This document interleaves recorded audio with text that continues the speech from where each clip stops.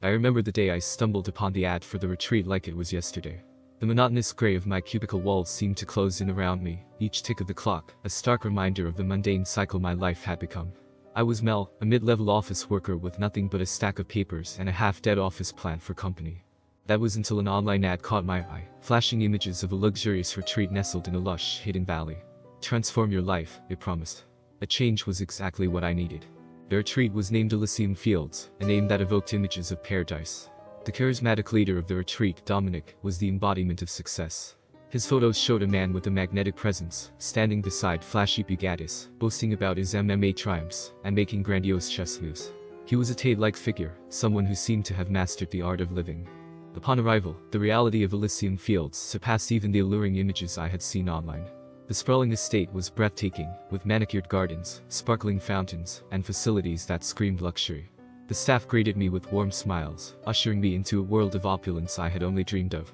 My fellow attendees were an eclectic mix of the wealthy, the ambitious, and the curious, all drawn in by the promise of transformation. Dominic's welcome speech was an event in itself. He stood on a grand balcony, overlooking us as if he were a modern-day king addressing his court. His voice was captivating, weaving tales of success and the importance of luxury as a reflection of one's worth. He spoke of his accomplishments, his collection of supercars, his prowess in MMA, and his strategic mastery of chess. Here at Elysium Fields, he declared, you will learn what it means to truly live. But it was his fixation on sparkling water that struck me as peculiar. This, Dominic announced, holding up a crystal glass filled with effervescent liquid, is the elixir of the successful. To drink it is to embrace the life you deserve. He proposed a toast, and like clockwork, the staff distributed glasses of the sparkling water to each guest. We raised our glasses in unison, the clinking sound echoing off the high walls, marking the beginning of what I hoped would be my transformation. Little did I know, it was the start of something far more sinister. The first few days at Elysium Fields were a blur of extravagant activities and seminars. Every morning started with a toast of sparkling water, which Dominic insisted was vital for our transformation. I couldn't deny the appeal. The water had a unique taste that seemed to invigorate the mind. But it wasn't just the water that was transformative. Dominic's teachings, focused on achieving the pinnacle of success and luxury, began to resonate with me.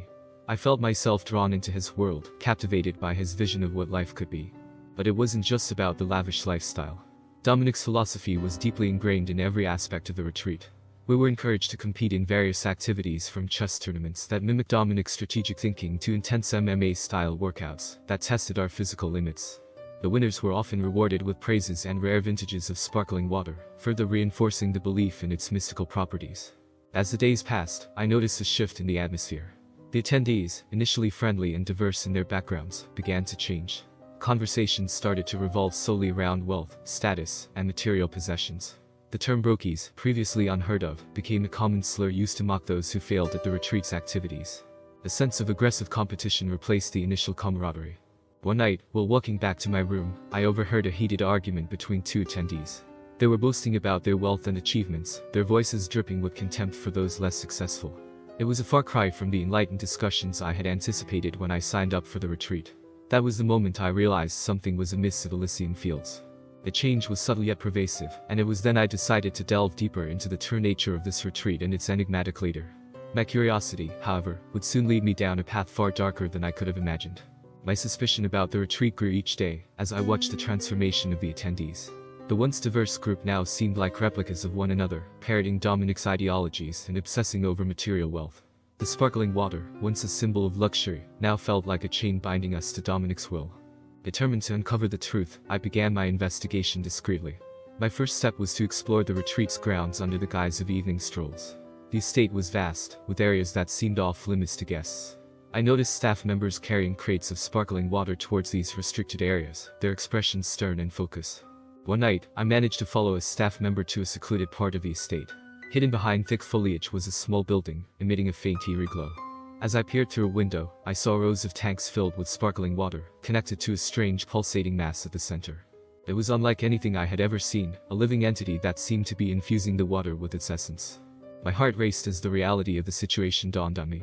The sparkling water wasn't just a symbol of luxury, it was a medium for something unnatural, something that Dominic was using to influence the minds of the attendees. The changes in behavior, the obsession with status, it all made sense now. Dominic was feeding this entity with our greed and vanity, turning us into mindless followers of his twisted vision.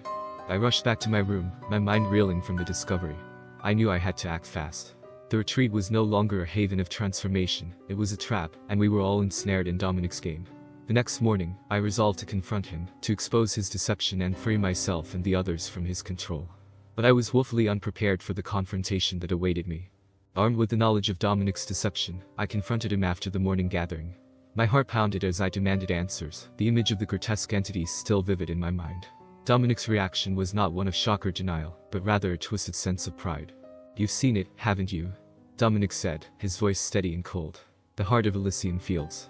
It's more than just a retreat, Mel. It's the birthplace of a new era, an army of the elite, bound by success and luxury." His words sent chills down my spine.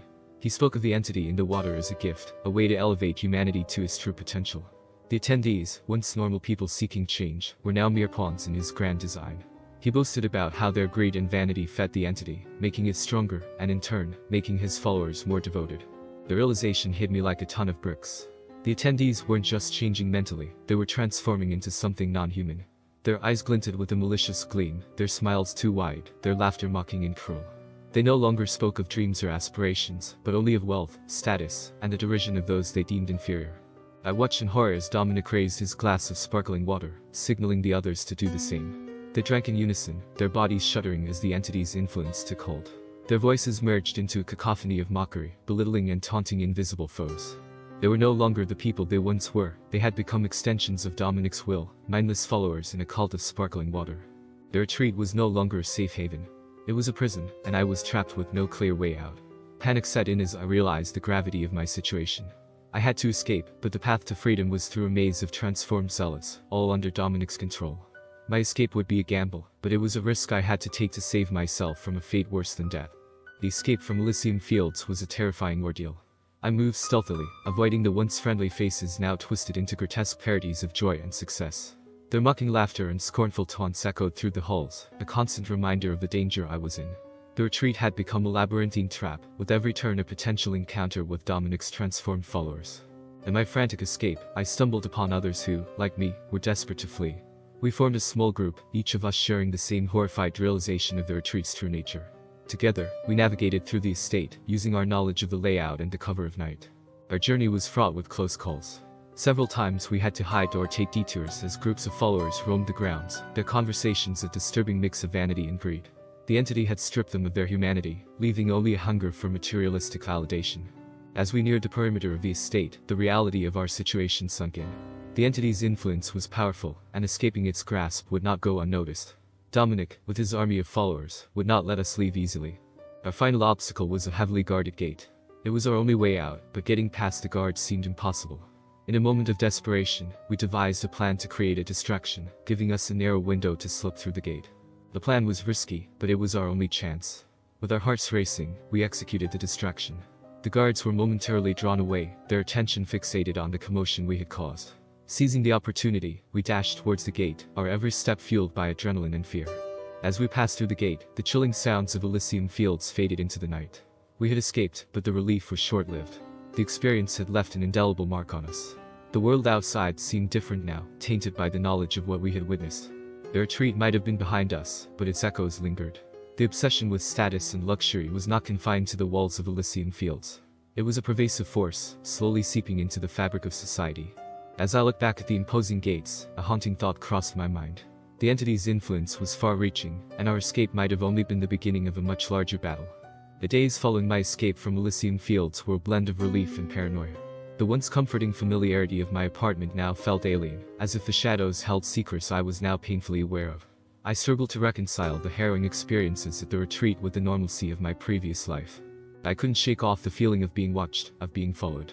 Every luxury car that passed by, every clink of a glass, brought back memories of the retreat. The world outside hadn't changed, but my perception of it had. The retreat's influence, the entity's insidious grip on greed and vanity, seemed to be everywhere. I started researching, digging into Dominic and Elysium Fields, but my efforts were met with dead ends. It was as if the retreat had vanished into thin air, leaving no trace of its existence. But I knew better. The entity was still out there, possibly spreading, infecting others like it had the attendees. I tried reaching out to the few I escaped with, but it was as if they had disappeared too. I was alone in my knowledge, alone in my fear. The transformation I witnessed at the retreat haunted my dreams, a constant reminder that what I had experienced was just the tip of the iceberg. As days turned into weeks, I realized that the true horror of Elysium Fields wasn't just the entity or the transformation of its followers. It was a realization that society was fertile ground for such an entity to thrive. The obsession with wealth, status, and material possessions was pervasive, and Dominic had merely exploited this existing flaw. I now live with a heightened sense of awareness, seeing the world through a lens tainted by my experiences. The retreat may be gone, but the entity's influence lingers in every corner of society, in every celebration of excessive luxury and superficial success.